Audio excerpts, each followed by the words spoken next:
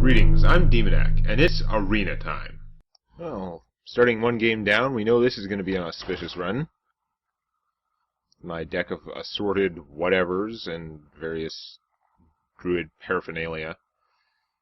Yeah, we'll see how it goes. I don't know. Maybe I can innovate something out, or maybe I can just get a nice curve and play things on time. But I wish I could have got some swipes, because do crazy one swipe when you have out the Moonkin. It's just nuts. But oh well.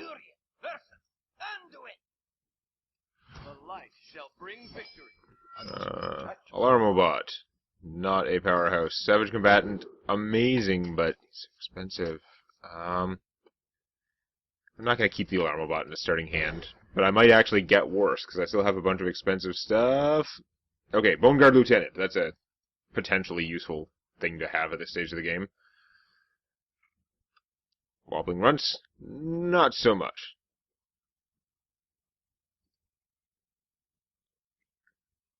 Of course, turn 3 Mind Control tech, definitely not going to be of any particular value, but, well, this is what I got to work with. But maybe I'll get an Innervate so I can play a turn 4 2-6. Yeah, that's how exciting they are.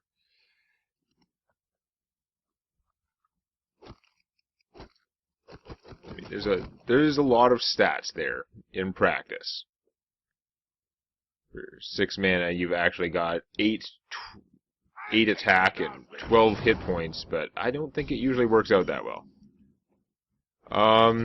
I could play my guy, or I could Kung Fu his. His guy can kill mine, so as annoying as it is, I have to just take time out and Kung Fu that. Because if he's getting healed, he's gonna get crazy value. I mean, in practice, he might just trade with this guy and then play something else, but that was not going to work out for me, so I will go on with my life and just play junk. Dual Scarab would be okay, but no. We're going to hope that 3-3 beats 2-3, as the naked math would appear to indicate. And we're going to hope that he doesn't have, like, a Velen's Chosen or something, because that would blow.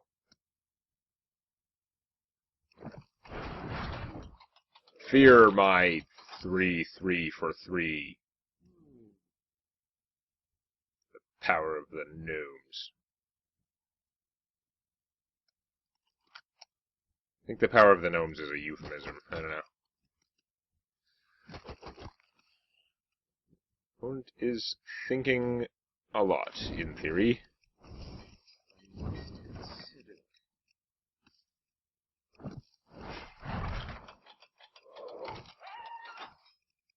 Launch fatal snowballs at him while we wait. Come on. I don't know what I'm going to do with this hand. Okay, the Curator, so that's an investment in the future for him. In the short term, I can, like, kill the Croc or something. Even though I would then lose my guy to the Curator, which is not great.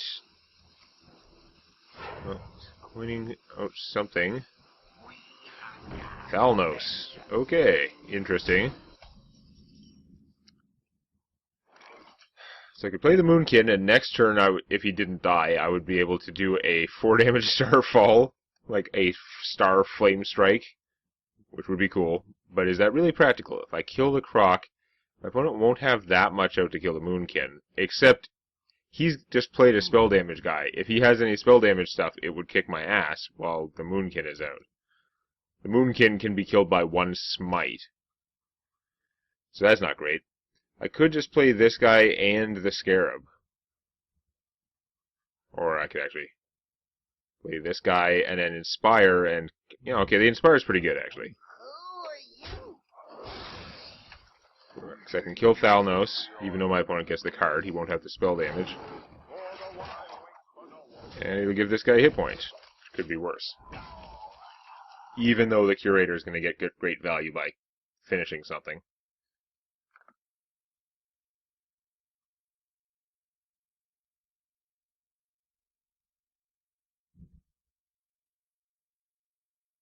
No. Alright. Yay! My expensive cred was good for something. I'm pretty sure my opponent was not counting on that thing for victory. That guy is a powerhouse. Okay, interesting. So I could Starfall, obviously not going to in this particular setup. I could +1/+1 my guy, kill that thing, although he would then give the toughness to the Jouster, which wouldn't matter except that the Jouster would then be able to kill my guy. So, that's not great. +1/+1 human killing that is pretty good. I might just want to Kung Fu my opponent. Or I could do that, and I could innervate out the Moonkin. Again, I've got to save that until later in the game, because it's super dangerous. I should really play that Jeweled Scarab and see what I get. Then I can't Kung Fu to boost his hit points. I don't know. Let's waste that guy's power on the crap toaster.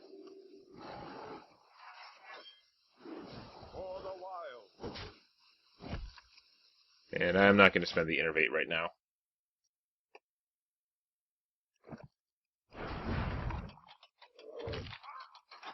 I'm not sure I'm actually accomplishing anything here. Like, at all. It feels like I'm semi-juggling things to be efficient, but mostly not.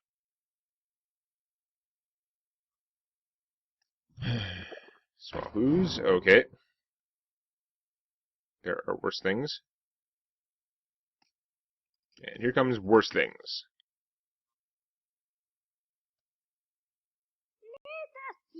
Oh, okay. I'm thinking I'm going to Starfall them. If it lets me clear the whole board.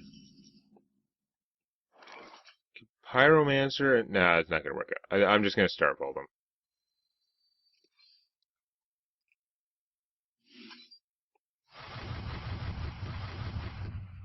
Boom.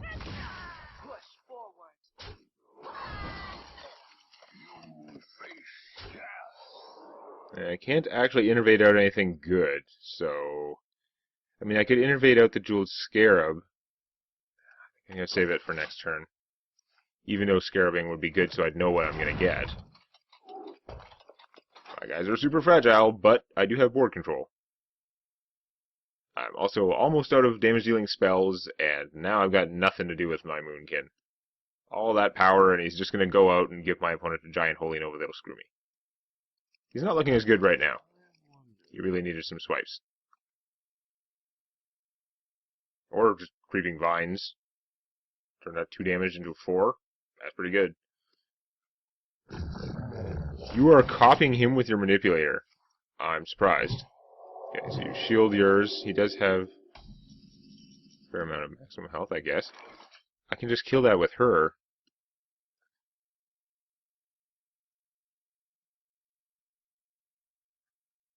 It's probably the best thing. I mean, I could get out the runs, but I think I should Jeweled Scarab and see what I'm going to get from that. Oh, it's all garbage. Hooray! Like, I've got nothing to buff him with. He is actually trash. Like, I'd rather play the mind control tech, even if I'm not getting the ability. So I guess that's what I'm taking, but that is not like a power turn. Okay, well, we're going to trade this. And we're going to Inspire first. Probably shouldn't have done that. I probably should have innervated out the runs, but I can save it, innervate something with the Pyromancer later. Then we're going to Coliseum Manager. So we're making headway. I've got more cards. I've got stuff.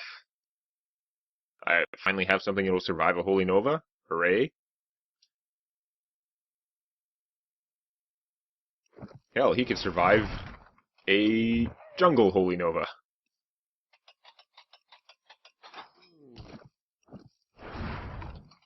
Which is more than I can say for the Moonkin itself. I was pretty sure I had bested him, actually, but boy, it seems premature to be actually quitting. I don't know.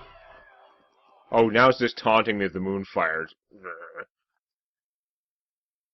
Not that it was like a card I was likely to have picked at any point, but okay.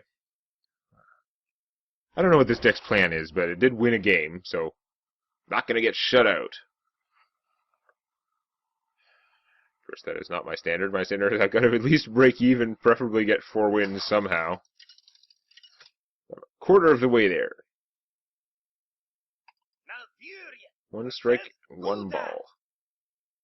Your soul shall be mine. I must protect the wild. Yeah. Well, the Pyromancer is castable. You two are not.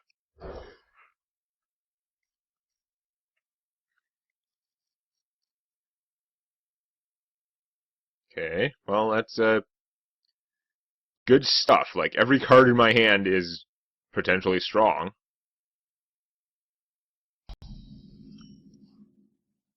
Not doing anything first turn, though. These used to be, like, the most overpowered things. If you weren't around in the beta, when Shattered Sun Clerics were 3/3 for 3 with that ability.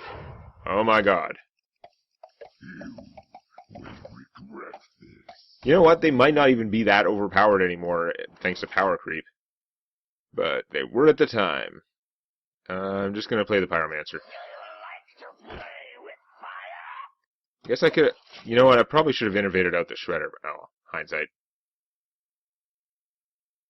If I kill Wrathboy, innovate out the Tiger, that would be pretty strong. You shall not pass. Oh, okay, well that's annoying.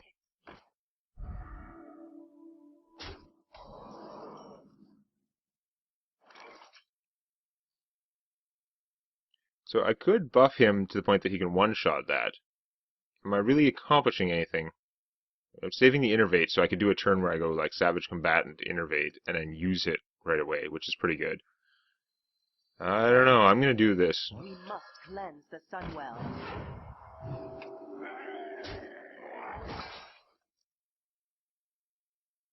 I mean, I could Innervate, which would take off her bubble, and then I could Kung Fu and kill her. My opponent would take 1 damage from this. Whoop-de-doo. I don't see any real value in that. If she gets buffed, fine, but Warlocks don't have, like, in-class stuff to buff non-demons. Now, if Demon Boy gets buffed, that would be interesting. Yeah, predictable outcome there. He may or may not have paid for himself. I don't know how Demon Boy here is judging that, but Wrath Demon, not super awesome. Not to me. It's time for a little blood. Okay, so I could do it. I could play the Savage Combatant, Innervate, Kung Fu one-shot that guy. That seems pretty good. Unleash the beast. His power gives me +2 attack, smash, and beat my opponent because hitting the bubble doesn't do much at this stage. As much as I would like board control, I'm not going to get it there. And I'm hoping that the Warlock isn't going to have much to actually buff her with. You could power overwhelming her, but doesn't matter if she has the bubble or not for that, because she's dying anyway. She could be dangerous. Trog, okay, I can just Kung Fu the Trog, although that means I'm not playing other stuff. I could almost mind control tech, but not quite. So if I Kung Fu, I can still play the Alarmobot, which is maybe silly, but could work.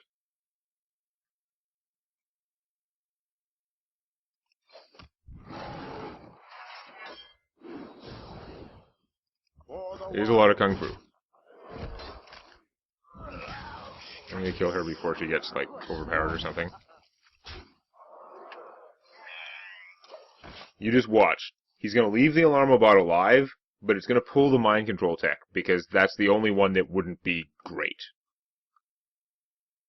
Even then, they'd only be saving me, like, 1 or 2 mana, but at least having them out would be of some value, whereas pulling out the Mind Control tech will be horrible. 100% predictable, still horrible. I've got a beast right now, but I sure as heck can't play him right now. Then again, this is also a beast, so... Okay, I can Kung Fu and play the Shredder, though, so probably doing that.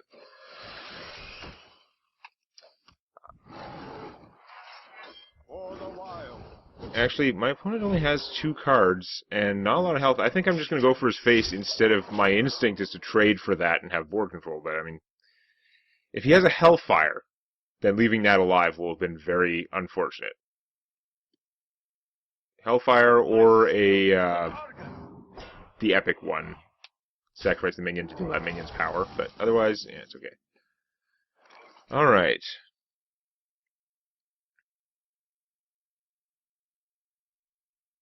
If I play this, I'll definitely get taunt on him, which is not like a giant power play, but yeah, it's okay. I can do that. I've got enough health. I can Kung Fu the Yeti. That is fine.